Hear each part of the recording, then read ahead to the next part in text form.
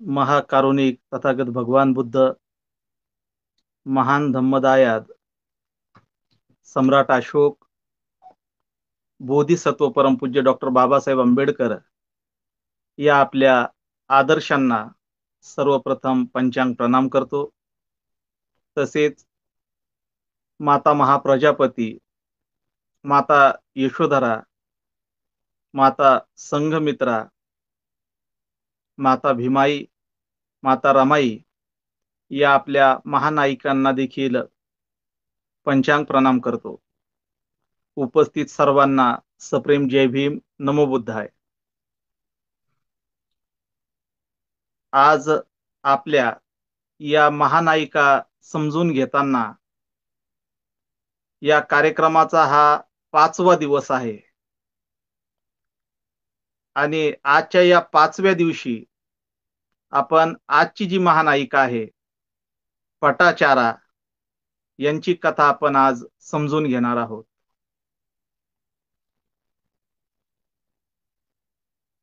पटाचाराचा जन्म आणि कुल वृत्तांत आपण सुरुवातीला बघणार आहोत. श्रावस्ती नगरीमध्ये आयुसेन नावाचा एक व्यापारी राहत होता. त्याला चंद्रदेव नावाचा एक मुलगा होता व चंद्रबाला नावाची एक मुलगी होती. त्यांच्याकडे भरपूर धनधान्य होते, नौकर चावकर होते. पण आयुसेन आणि त्याची पत्नी हे दिवस रात्र आपली धनसंपत्ती वाढवण्याच्या मागे लागल्याने ते व्यवसायात इतके व्यस्त होते की त्यांनी आपल्या मुलांसाठी अजिबात वेळ दिला नाही. त्यांना मुलांना देण्यासाठी वेळच मिळत नव्हता. म्हणून घरात मुलांच्या सेवेसाठी त्यांनी खास नौकरांची व्यवस्था केलेली होती. त्यांच्या मुलांना सर्व वस्तू मिळत होत्या, परंतु त्यांना आई वडिलांचे प्रेम मात्र मिळत नव्हते. त्यांच्या सर्व भौतिक गरजा आई वडील पैशाने पूर्ण करत होते, पण त्यांच्या मानसिक गरजांकडे त्यांच्या आई वडिलांचं मात्र अजिबात लक्ष नव्हतं. आयुसेन व्यापाऱ्याने आपल्याच मुलांच्या वयाचा एक मुलगा जो की अनाथ होता तो नोकर म्हणून ठेवला होता. त्या नौकराचे नाव शुंभीनाथ असे होते. तो दिसायलाही सुंदर होता व शरीरानेही बलवान होता. हळूहळू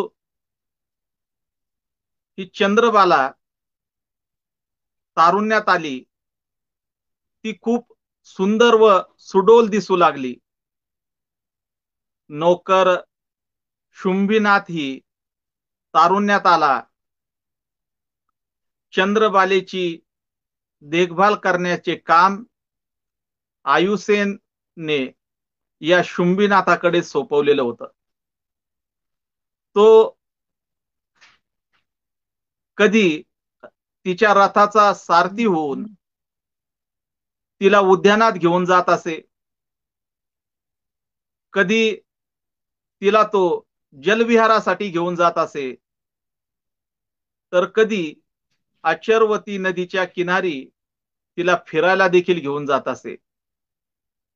लहानपणापासूनच हा शुंभीनाथ आणि चंद्रबाला एकत्र वाढल्याने त्यांच्या सहवासाचं रूपांतर, त्यांच्या संगतीचं रूपांतर हळूहळू प्रेमात कसं झालं हे दोघांनाही कळलं नाही. ही गोष्ट इतर नोकर चाकरांच्या देखील लक्षात आली. तेव्हा त्यांनी त्या शुंभीनाथाला समजवलं, परंतु शुंभीनाथाचा आणि या चंद्रबालेचं प्रेम अधिकच गहिरं झालं होतं, म्हणून त्याने काही त्यांचं सांगणं ऐकलं नाही. आणि म्हणून त्या नोकरांनी ही बाब व्यापारी आयुसेनाच्या कानावर घातली. तेव्हा आयुसेन फार अस्वस्थ झाला. त्यांनी आपला नोकर असलेल्या या शुंभीनाथाला बोलावून घेतलं आणि काय सत्य आहे ते मला सांग, अशा प्रकारचं दरडावून विचारलं. तेव्हा तो शुंभीनाथ हात जोडून म्हणाला, मालक, मी कोणत्याही प्रकारचं दुष्कृत्य केलेलं नाही. मला माफ करा. आयुसेनाने त्याला माफ केलं आणि त्याला आपल्या घरकामावरून दूर करून जो व्यापाराच्या वस्तूंचा जो गोदाम होता, त्या गोदामावर त्याला पाठवलं आणि त्याचा घराशी येणारा संपर्क त्याने थांबवला. आणि त्याला वाटलं की आता हे शुंभीनाथ आणि चंद्रबाला यांच्यातलं प्रेम जे आहे, हे अशा प्रकारे त्यांना एकमेकांपासून दूर केल्याने संपुष्टात येईल आणि तो पुन्हा आपल्या व्यापार उद्यमामध्ये व्यस्त झाला. परंतु पाणी डोक्यावरून जायला नको असा विचार करून आयुसेन आणि त्याच्या पत्नीने चंद्रबालासाठी एक सुंदर, सुशील व श्रीमंत मुलाची निवड करून त्याच्याशी तिचा विवाह करण्याचे निश्चित केले. पहिले त्यांचा साक्षीगंध करायचा आणि नंतर काही महिन्यामध्ये त्यांचा विवाह करायचा, असं त्यांनी ठरवलं. घरात चंद्रबालाच्या लग्नाची तयारी सुरू झाली. दागदागिने, कपडे, भांडे आणि इतर आवश्यक वस्तूंची खरेदी सुरू झाली. हे सगळं पाहून चंद्रबाला खूप अस्वस्थ झाली आणि अस्वस्थ झालेल्या चंद्रबालेने संधी साधून शुंभीनाथाची भेट घेतली आणि त्याला ती म्हणू लागली की मी लग्न करीन तर फक्त तुझ्याशीच करील, नसता मी स्वतःचा जीव देईन. शुंभीनाथाने तिला भरपूर विनवण्या केल्या, तिला समजून सांगितलं, पण चंद्रबाला ऐकायला तयार नव्हती. तेव्हा नाईलाज होऊन त्याने तू म्हणशील तसं मी करतो असं तिला सांगितलं. तेव्हा आपल्या हाती लागतील तितके कपडे, दागदागिने व पैसे घेऊन रात्रीच्या अंधारामध्ये चंद्रबाला या नौकर असलेल्या शुंभीनाथाला घेऊन घरातून पळून गेली. सकाळी आई वडिलांना जेव्हा कळलं की आपली लाडकी चंद्रबाला आपल्या खोलीतून गायब झाली आहे आणि शोध घेतल्या असता कळालं की नोकर शुंभीनाथ पण गोदामावरून गायब झाला आहे, तेव्हा आई वडील रागाने आणि दुःखाने डोकं धरून बसले. हळूहळू व्यापाऱ्याची मुलगी पळून गेली. व्यापाऱ्याची मुलगी पळून नोकरासोबत गेली. ही वार्ता संपूर्ण नगरामध्ये पसरली आणि त्या चंद्रबालाच्या आई वडिलांची खूप बदनामी त्यामुळे झाली. चंद्रबाला व शुंभीनाथ यांचं वैवाहिक जीवन या संबंधीची माहिती आपण बघूया. घर सोडून आलेल्या चंद्रबाला व शुंभीनाथाने एका छोट्याशा गावामध्ये येऊन आपला संसार थाटला. त्यांनी आपली खरी ओळख न देता वेगळेच नाव धारण करून ते त्या गावामध्ये राहू लागले.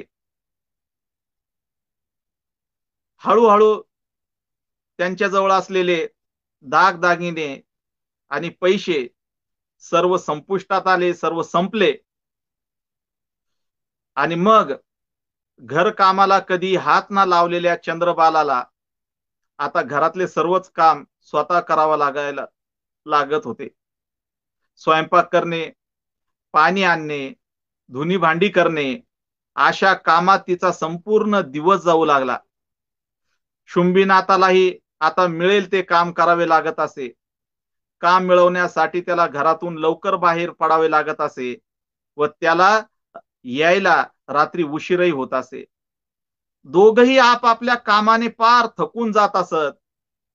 अशाच परिस्थितीत त्यांच्या एकत्र राहण्याला 1 वर्ष कधी संपलं हे त्यांनाही कळलं नाही. त्यातच चंद्रबालेला दिवस गेले. तेव्हा ती नवऱ्याला म्हणाली, स्वामी, या ठिकाणी असं अनाथासारखं राहण्यापेक्षा आपण आपल्या घरी जाऊ. तिथं ते आपल्याला माफ करतील आणि आपलं जीवन देखील सुखमय होईल. परंतु शंभूनाथ हा खूप घाबरलेला आणि भेदरलेला होता. त्यामुळे आपण जर गावामध्ये परत गेलो तर चंद्रबालाचे आई वडील आपल्याशी कसे वागतील याची त्याला खात्री नसल्यामुळे तो सतत तिच्या शब्दांकडे दुर्लक्ष करायचा आणि एनकेन प्रकारे श्रावस्तीला जाण्याचं तो टाळू लागला. त्यातच चंद्रबालेला विचार येऊ लागले की आपल्या जवळ कुणीही आधाराला नसताना आपलं बाळंतपण कसं होणार, या विचाराने ती चिंताक्रांत व दुःखी होऊ लागली. तिला माहेरी जाण्याची ओढ लागली. अशातच एक दिवस नवरा कामावर गेल्यावर तिने घरातले सर्व कामकाज आवरलं व त्याला न सांगताच ती माहेरी जायला निघाली. शेजारच्या घरी जाऊन तुमची बायको माहेराला गेली असे माझ्या नवऱ्याला सांगा, असा निरोप शेजाऱ्याकडे ठेवून ती माहेरच्या वाटेला लागली. नवरा परत आल्यावर त्याला बायको घरात नसल्याचे आढळून आले. नंतर शेजाऱ्याकडून त्याला तिचा निरोप मिळाला की ती माहेराला जात आहे. तेव्हा माझ्या चल ढकलपणामुळेच या सुंदर, गुणवान व श्रीमंत कुळात जन्मलेल्या मुलीची अशी अनाथासारखी परिस्थिती झाली आहे. तिच्या वाट्याला असे वाईट दिवस आले आहे असा विचार करत करत तोही तिचा शोध घेण्यासाठी श्रावस्तीच्या वाटेने तिच्या मागे मागे जाऊ लागला. तिला गाठण्यासाठी ती फार दूरवर गेली असेल असं वाटल्यामुळे तो जोर जोरात धावून मार्गक्रमण करू लागला. दिवस भरत आल्याने चंद्रबालेची चालण्याची गती तशी मंदच होती. त्याने लवकरच तिला रस्त्यात गाठले.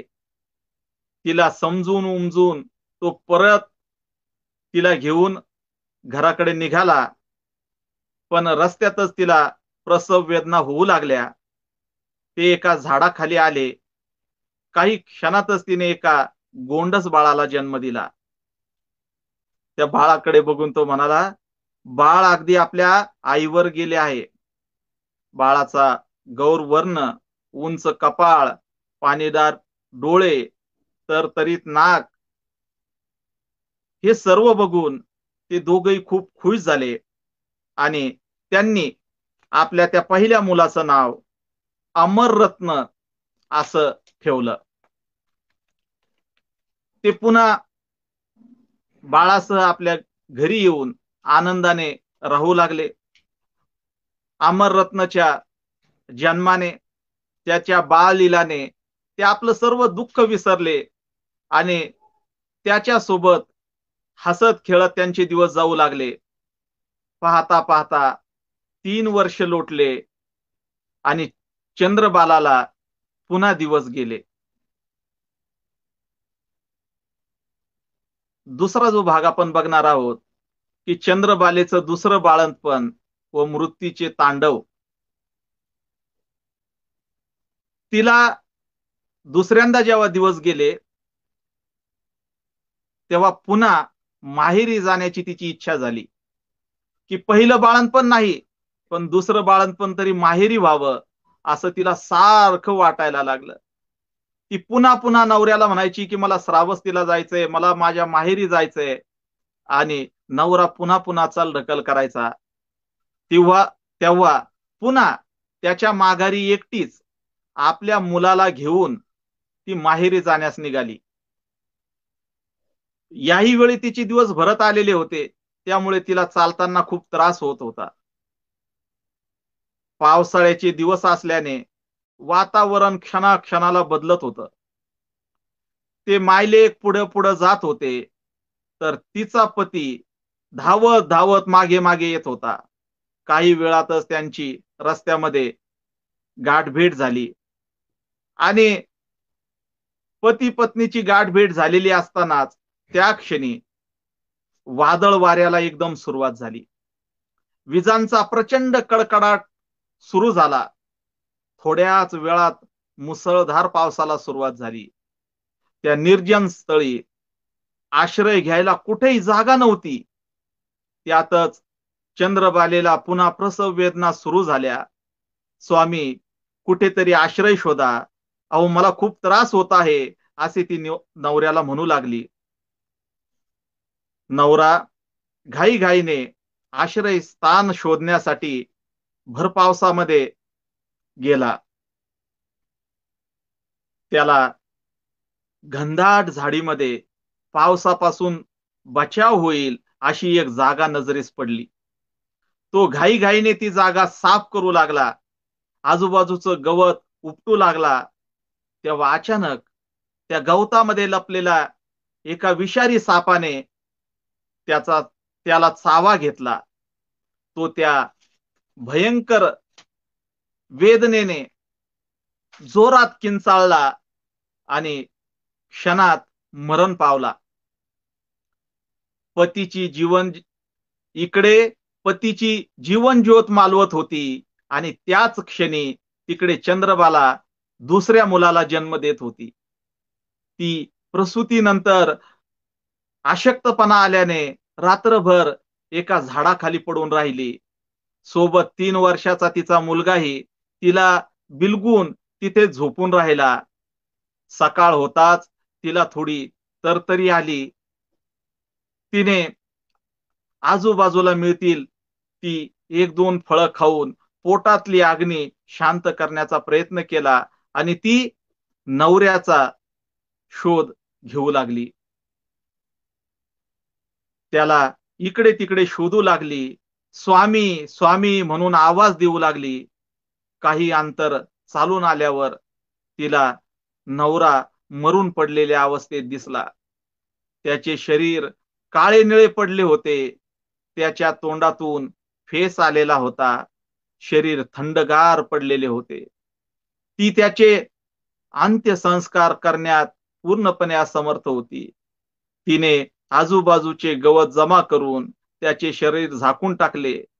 त्याचे अंतिम दर्शन घेतले आणि रडत विवळत ती आपल्या आई वडिलांच्या घरी जायला निघाली.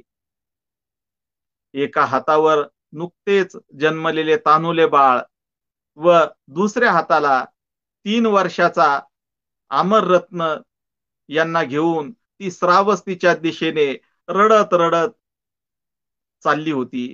नवऱ्याचे प्रेम, त्याचे कष्ट आठवून ती दुःखी होऊ लागली.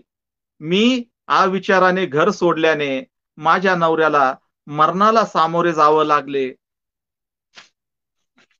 हा विचार तिचे काळीज पोखरू लागला. चंद्रबालेच्या मातृत्वाचा शेवट. माहेरच्या मार्गातील रस्त्यावर तिला एक नदी लागली. तिचे शरीर प्रवासाने पुन्हा दुर्बल व शक्तिविहीन झाल्याने ती एकाच वेळी दोन्ही मुलांना घेऊन नदी पार करू शकत नव्हती. थोडा विचार करून ती नदीच्या किनाऱ्यावर आली. मोठ्या मुलाला तिने नदीच्या पैल तीरावर थांबायला सांगितले. मी जोपर्यंत तुला घ्यायला येत नाही किंवा तुला हात करून बोलवत नाही तोपर्यंत तू येथून हलू नको. असे सांगून ती छोट्या बाळाला पोटाशी धरून नदीच्या पाण्यात उतरली. पाणी मोठ्या वेगाने वाहत होते, पण हळूहळू पावलं टाकीत सावधगिरीने ती दुसऱ्या काठावर येऊन पोहोचली. संपूर्ण रस्ता निर्जन होता. आजूबाजूला कुणी नजरेस पडत नव्हते.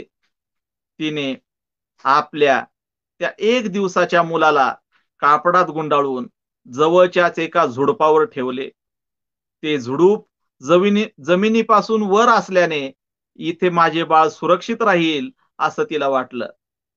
त्याच्याकडे डोळे भरून पाहून ती मोठ्या मुलाला आणण्यासाठी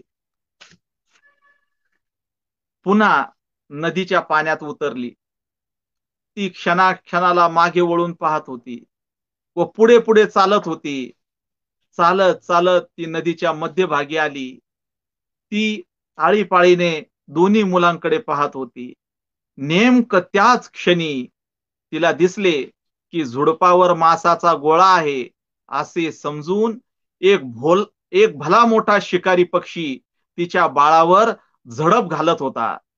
त्या पक्षाला उडवण्यासाठी, त्याला पळून लावण्यासाठी ती हात उंच करू लागली, टाळ्या वाजवू लागली, ओरडू लागली, हट हट म्हणू लागली, चित्कारू लागली. पण त्या पक्षापासून दूर असल्याने त्याच्यावर तिच्या कृतीचा काहीच परिणाम झाला नाही. तो शिकारी पक्षी क्षणात त्या नवजात बाळाला घेऊन आकाशात उडाला व दूरवर निघून गेला. इकडे मोठ्या अमररत्नने आई आईच्या हात उंचवण्याच्या, टाळ्या वाजवण्याच्या टाळ्या वाजवण्याच्या कृतीचा वेगळाच अर्थ लावला. त्या मुलाला वाटलं आई हात उंच करून, मोठ्याने आवाज करून मलाच आपल्याकडे बोलवित आहे. आणि तसं समज झाल्याने तो मोठा मुलगा पटकन नदीच्या प्रवाहात उतरला व आईकडे जाऊ लागला. पण नदीच्या प्रवाहाला अचानक गती आल्याने तो वेगाने वाहून गेला आणि पाण्यात दिसेनासा झाला. एका क्षणात सर्व होत्याचं नव्हतं झालं. नवजात बाळाला शिकारी पक्षाने मारले व अमररत्नला पाण्याने गडप केले. दोन्ही मुलं अवघ्या काही क्षणातच मरण पावली. हे सर्व तिच्या डोळ्यासमोर घडले, पण ती काहीच करू शकली नाही. या दुःखाने ती इतकी हादरून गेली, फार वेडी झाली. ती जोर जोरात आक्रोश करू लागली, रडत रडत बोलू लागली, माझा नवरा वाटेत मरण पावला. एक मुलाला शिकारी पक्षाने मारले, दुसरा मुलगा नदीच्या प्रवाहात वाहून मरण पावला. मी काय करू, मी काय करू असे म्हणत रडत रडत ती श्रावस्तीच्या जवळ येऊन पोहोचली. रस्त्यात तिला समोरून एक वाटसरू येताना दिसला. तो जवळ येताच तिने त्याला विचारले, भाऊ, तुम्ही कुठले राहणारे आहात? त्याने उत्तर दिले, मी श्रावस्तीचा राहणार आहे. तेव्हा आशा पल्लवित होऊन तिने आपल्या माहेरचा राहणारा हे व्यक्ती आहे असं कळल्याने तिने आपल्या आई वडिलांविषयी त्याच्याकडे चौकशी केली. माझे वडील व्यापारी आयुसेन आहेत, त्यांच्याबद्दल तुम्हाला काही माहिती आहे का असं ती विचारू लागली. ते कसे आहेत, त्यांची काही खुशाली तुम्हाला माहिती आहे का असं ती विचारू लागली. तेव्हा तो म्हणाला, काल रात्रीच्या भयंकर वादळी पावसामुळे त्या व्यापाऱ्याचे घर कोसळले. त्यामुळे तो व्यापारी, त्याची पत्नी व त्याचा मुलगा हे तिघेही त्यात दबून मरण पावले. त्या तिघांचा नुकताच एका चितेवर अंत्यसंस्कार करण्यात आला आहे. आणि तो गावाकडे बोट करून म्हणाला, तो जो धूर दिसत आहे ना, तो धूर त्यांच्या चितेचा आहे बघा. आपले आई वडील व भावाच्या मरणाची ती वार्ता ऐकून चंद्रबालेची शुद्ध हरपली आणि ती जमिनीवर कोसळली. चंद्रबालेची ती पटाचारा झाली. हा भाग आपण बघूया. थोड्या वेळाने ती शुद्धीवर आली खरी, पण तिला कशाची शुद्ध राहिली नाही. तिला आपल्या अंगावरील वस्त्राचेही भान राहिले नाही, तिला आपल्या शरीराचेही भान राहिले नाही. ती वेडी पिशी होऊन इकडं तिकडं फिरू लागली. माझा पती रस्त्यात मरण पावला, माझी दोन्ही मुलं मरण पावली, माझे आई वडील व भाऊ एका चितेवर जाळल्या गेले, असा विलाप करीत ती इकडे तिकडे रस्त्यावर भटकू लागली. तिच्या अंगावरची वस्त्र गळून पडली, पण त्याची तिला भान राहिले नाही. तिच्यात लज्जेची भावना राहिली नाही. ती आचरणापासून ढळली, म्हणून ती आचरणापासून ढळल्यामुळे तिचे नाव पटाचारा असे पडले. सर्व लोक तिला पटाचारा म्हणू लागले. शरीरावरचे वस्त्र पडल्याने ती पटाचारा झाली. ती ओरडत ओरडत, रडत विवळत फिरत असे. लोक तिला ए वेडे चल पळ इथून म्हणून तिला हाकलून लावत होते. कुणी काड्या घेऊन तिला टोचत होते, कुणी केर तिच्या डोक्यावर टाकत होते, कुणी तिच्या अंगावर फेकत होते. लेकर मुलं तिच्या अंगावर माती फेकत होते, कुणी चिखल फेकत होत, कुणी शेण फेकत होत, कुणी तिला खडे मारत होत, कुणी तिला दगड मारत होत. सर्व तिला धुडकावून लावत होते. तिला इकडून तिकडं तिकडून तिकडं हाकलत होते, पळवत होते, रडवत होते. पण त्या असहाय्य निष्पाप पट्टाचाराच्या मदतीला कुणीच येत नव्हतं. कोणतीही अलौकिक शक्ती, कोणताही चमत्कार, कोणताही देव तिला त्या संकटातून सोडवण्यासाठी आला नाही. ती आपले दुःख, आपली अवहेलना स्वतः सहन करत होती. कुणीही तिला जवळ करत नव्हतं, कुणीही तिला आश्रय देत नव्हतं. वेडी पटाचारा हीच आता तिची ओळख झाली होती. आणि ती अशा परिस्थितीमध्ये हीनदीन होऊन जीवन कंठत होती. तथागतांच्या भेटीने तिच्या दुःखाचा डोंगर वितळला.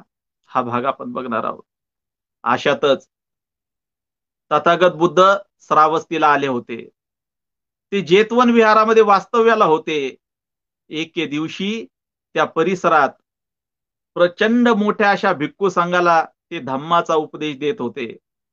नेमकी त्याच वेळेला भटकत भटकत ही पटाचारा तेथे आली आणि हळूहळू ती जेतवनातील त्या विहाराच्या दिशेने येऊ लागली.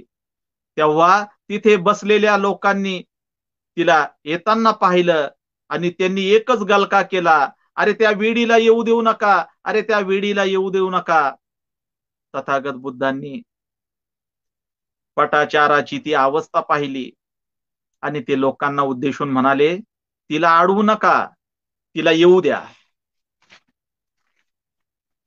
जशी ही पटाचारा भगवंताच्या जवळ आली तसे भगवंत तिला म्हणाले, भगिनी भानावर ये, आपली स्मृती प्राप्त कर.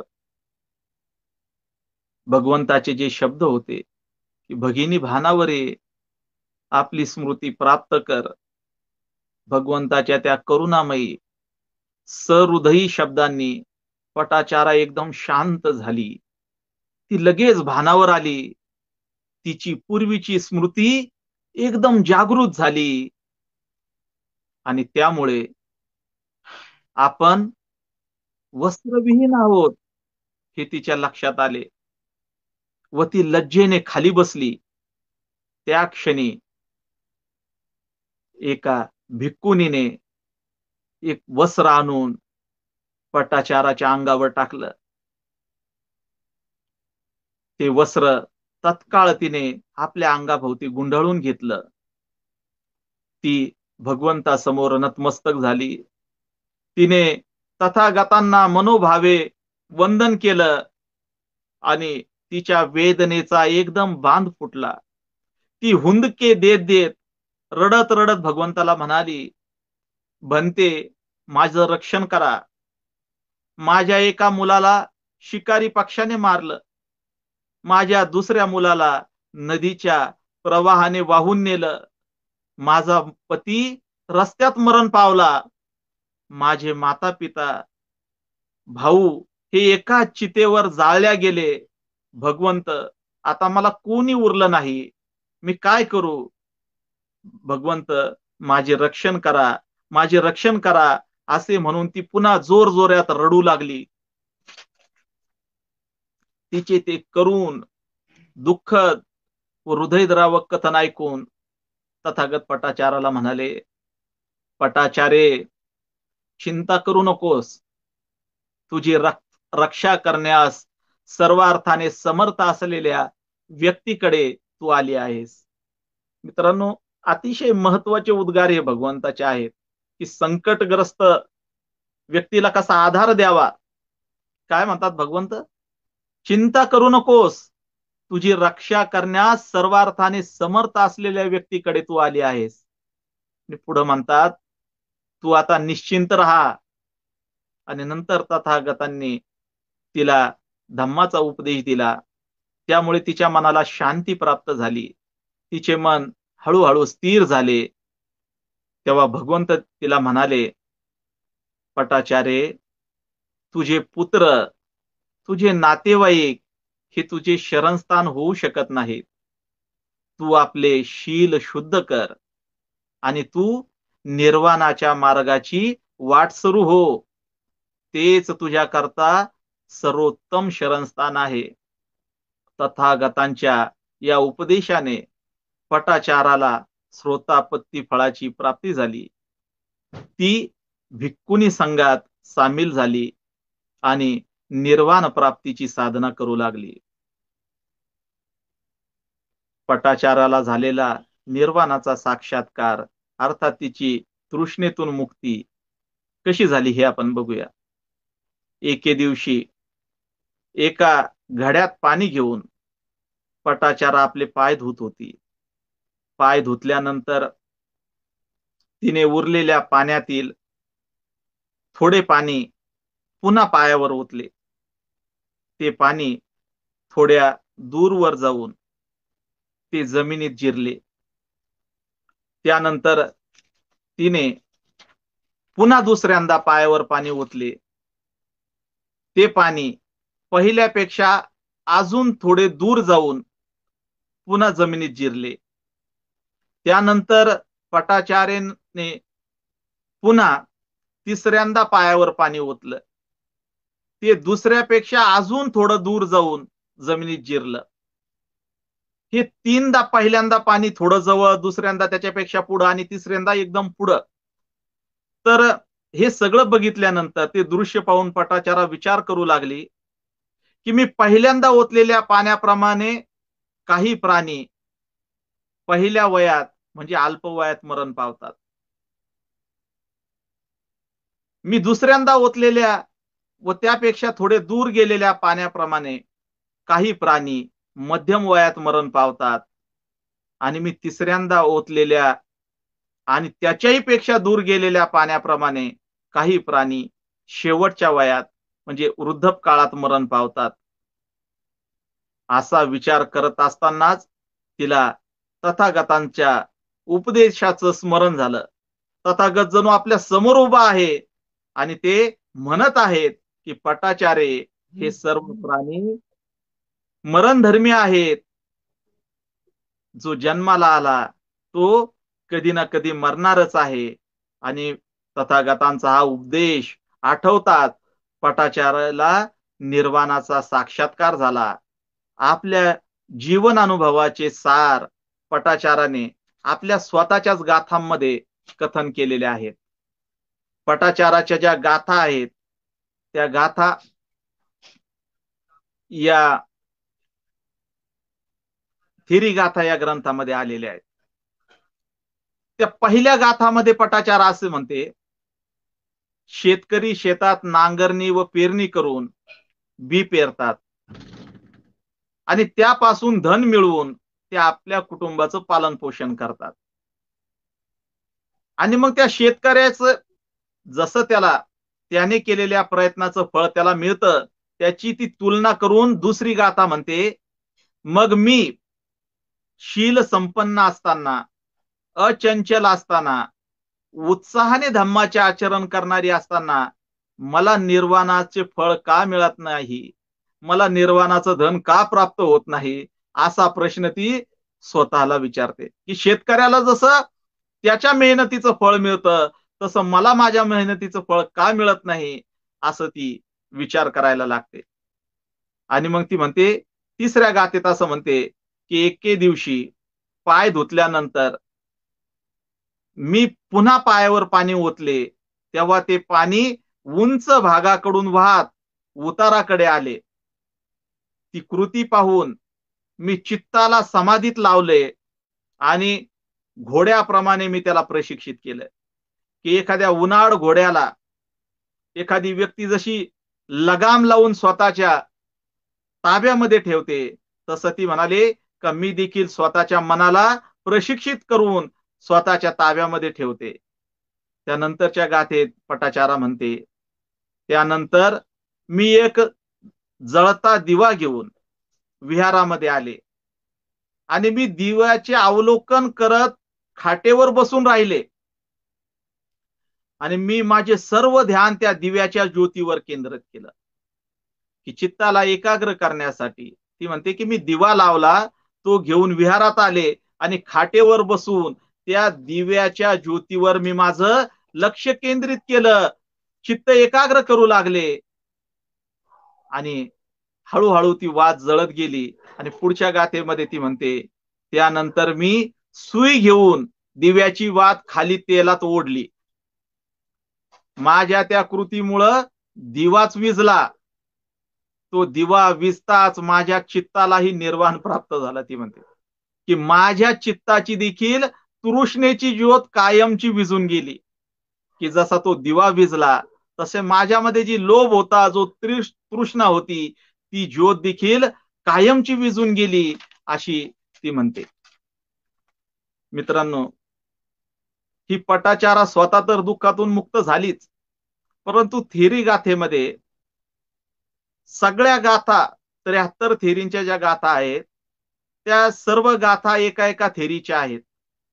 परंतु त्या 2 प्रकरण अशा आहेत, की एकामध्ये एकत्रितपणे 30 थेरींच्या गाथा आहेत आणि त्या सामूहिक गीतासारख्या गाथा आहेत. त्या म्हणजे एखादं समूह गीत असावं तसा ते 30 थेरी मिळून एक गाथा म्हणतात, काही गाथा म्हणतात. आणि दुसऱ्या एका प्रकरणामध्ये 500 थेरी आहेत आणि त्या 500 थेरींचं मिळून एक असं समूह गीत आहे. आणि मला सांगायला आनंद वाटतो, की हे 30 थेरींचं असलेलं समूह गीत आणि या 500 थेरींचं असलेलं समूह गीत जे आहे, हे दुसऱ्या तिसऱ्या कुणावर नसून हे पटाचारावर आहे. कारण की ह्या 30 थेरी जीवनमुक्त झाल्या, त्यांना ज्ञानाचा मार्ग गवसला, तो पटाचाराच्या माध्यमातून गवसला, म्हणून त्या पटाचाराला वंदनीय मानतात आणि त्या गाथा म्हणतात. या 500 थेरी, की ज्यांचा कुणाचा मुलगा वारलेला आहे, कुणाचा पती वारलेला आहे, कुणाचे आई वडील वारलेले आहे, कुणाचा भाऊ वारलेला आहे आणि त्यामुळे ते दुःखी झालेले आहेत. आणि ह्या दुःखी झालेल्या 500 थेरी एकत्रित होऊन भगवंताला भेटायला येतात, भगवंताचा उपदेश ऐकतात आणि भगवंत त्यांना प्रशिक्षित करण्यासाठी, त्यांना ज्ञान मिळावं यासाठी त्या 500 भिक्खुनींना पटाचाराकडे सोपवतात. आणि पटाचाराच्या सानिध्यात आल्यावर तिच्या उपदेशाने ती जशी दुःखमुक्त झाली, तशा या 500 भिक्खुनी देखील दुःखमुक्त होतात. आणि त्या आपल्या गीतामध्ये म्हणतात, की पटाचारे, आम्ही तुझे ऋण कधीही विसरू शकत नाही. आम्ही तुला वंदन करतो, आम्ही तुझ्या चरणावर नमून तुला वंदन करतो. म्हणजे 2 अशा प्रकारचे प्रकरण आलेत, की ज्यातल्या 30 थेरी या पटाचाराला वंदन करतात आणि त्यातल्या 500 थेरी देखील सामूहिकपणाने पटाचाराला वंदन करतात. म्हणजे समूह गीताची सामूहिक अशा प्रकारची भावनेची अभिव्यक्तीचा प्रकार हा पटाचाराच्या उपदेशातून त्या भिक्खुनींना प्राप्त झाला, ही अत्यंत मोठी गोष्ट आपण या निमित्ताने समजून घेतली पाहिजे. पटाचाराची ही गोष्ट ऐकताना ही अत्यंत दुःखद अशा प्रकारची कथा आहे, परंतु या कथेतून आज आपल्याला कुठल्या प्रकारचा संदेश मिळतो, काय आपल्याला या कथेतून शिकायला मिळतं, तर यातून पहिली शिकवण अशी मिळते, की आई वडिलांनी आपल्या मुलांच्या सर्व भौतिक गरजा पूर्ण केल्या म्हणजे आपले कर्तव्य संपलं असं त्यांनी समजू नये. त्यांनी मुलांकडे दुर्लक्ष करून केवळ संपत्तीच्याच मागे लागू नये, तर त्यांनी आपली संतती हीच खरी आपली भविष्यात टिकून राहणारी संपत्ती आहे असे समजून आपल्या मुलांसाठी भरपूर वेळ द्यावा. अशी ही शिकवण, ही कथा अशी शिकवण आपल्याला देते. या कथेतून मिळणारी दुसरी महत्वाची शिकवण अशी आहे की आपल्या मुलांचे शिक्षण आणि त्यांचे संस्कार ही पालक म्हणून आपली जबाबदारी आहे. ती इतरांवर किंवा नोकर चाकरावर सोपवून आपल्याला स्वस्थ राहता येणार नाही याचे भान प्रत्येक पालकाला ही कथा करून देते. तिसरी शिकवण यातून आपल्याला अशी मिळते की तरुण मुला मुलींच्या बाबतीत काही समस्या निर्माण झाल्या त्यात तर त्यावर सुसंवादातून समजूत घालून तोडगा काढला पाहिजे. त्यांच्यावर बळजबरी करून निर्णय लादण्याचा प्रयत्न केला तर ते बंड करतात व ते कायमचे पालकांपासून दूर जातात. याची ही प्रचिती ही कथा आपल्याला देते. चौथी शिकवण यातून अशी मिळते की अविचाराने घेतलेल्या निर्णयामुळे अनेक प्रकारच्या दुःखांना सामोरे जावे लागते. हे या कथेतून दिसून येतं. विचार विनिमय व नियोजन न करता अवेळी प्रवासाला निघणे संकटकारक ठरते, जीव घेणे ठरते. हे या कथेतून प्रत्ययाला येते. सहावी शिकवण आपल्याला असं मिळते की माणसांवर एका मागून एक असे दुःखाचे आघात झाले तर तो भान हरपतो, संयम हरून बसतो. म्हणून दुःखातही निश्चल राहण्याची शिकवण प्रत्येकाला मिळाली पाहिजे आणि त्याची आवश्यकता देखील ही कथा आपल्याला किती त्याची आवश्यकता आहे याचं भान देखील ही कथा आपल्याला देते. सातवा संदेश या कथेतून असा मिळतो, कितीही मोठे कितीही जीव घेणे संकट आले, सर्व लोक जरी तुमच्या विरोधात गेले तरी जर कधी तुम्हाला योग्य मार्गदर्शक मिळाला तर तुम्ही त्या संकटातून बाहेर पडू शकता, नव्याने जीवनाला सुरुवात करू शकतात. अशी शिकवण ही कथा आपल्याला देते. आठवी शिकवण यातून अशी मिळते, मार्ग भटकलेला भान हरपलेला व्यक्तीही सन्मार्गाला लागला, आचरणाने शुद्ध झाला तर तो इतरांसाठी उत्तम मार्गदर्शक होऊ शकतो. याचे प्रात्यक्षिकच ही कथा आपल्याला देते. कारण की मार्गापासून भटकलेली म्हणून जिला पट्टाचारा म्हटलं, ती पटाचारा आपण बघतो हजारो भिक्खुनींची मार्गदर्शक म्हणून, जी दुःखाने स्वतः विवळ होती, रडत होती, ती अनेकाला दुःखमुक्त करणारी ठरली. हे आपल्याला या कथेतून दिसून येतं. नववी शिकवण यातून आपल्याला अशी मिळते की जगात दुःख आहे, दुःखाला कारण आहे, दुःखाचे निवारण होऊ शकते आणि दुःख निवारण्याचा मार्ग आहे. हे जे चार आर्य सत्य आहे याचा प्रत्यय या कथेतून आपल्याला येतो. 10वा संदेश ही कथा असा देते की दुःख अटळ आहे, मरण ही अटळ आहे, पण प्रयत्न केला तर व्यक्ती यातूनही पार होऊ शकते, तृष्णामुक्त होऊ शकते, तो या निहित दुःखावर मात करू शकतो. अशी शिकवण ही कथा आपल्याला देते. यातून आपल्याला असं दिसतं की अल्पवयातील प्रेम भावनेच्या आवेगात वाहून आपल्या आई वडिलांना सोडून जाणारे अनेक मुलं मुली आजही आपल्याला आपल्या आजूबाजूला पाहायला मिळतात. या सर्वांच्याच प्रेमाचा शेवट सुखद होतो असे मात्र नाही, तर अनेकांच्या प्रेमाचा शेवट हा दुःखद आणि रक्तरंजित आणि जीवन संपवणारा देखील होतो असंही आपल्याला दिसतं. तेव्हा असे प्रसंग जर टाळायचे असतील तर पालक व तरुण मुला मुलींनी यांच्यामध्ये आपापसात सुसंवाद असणं अत्यंत आवश्यक आहे. नसता आयुष्य बर्बाद झाल्याशिवाय राहत नाही, याची अनुभूती ही कथा आपल्याला देते. मित्रांनो, पटाचाराच्या या कथेच्या निमित्ताने आज मी आपल्याशी जो संवाद साधला, हा संवाद साधण्यासाठी मला दिवंगत शेषराव मेश्राम व दिवंगत डॉक्टर विमल कीर्ती यांच्या थिअरी गाथा या संग्रहाचा, या ग्रंथांचा संदर्भ म्हणून उपयोग झाला. त्यांच्या प्रती मी कृतज्ञता व्यक्त करतो. आजच्या या भागामध्ये, या थिअरी गाथामध्ये एक भाग असा आहे की पटाचाराच्या वडिलांच्या नावाचा कुठं उल्लेख नाही, तिच्या भावाच्या नावाचा उल्लेख नाही, मुलाच्या नावाचा उल्लेख नाही.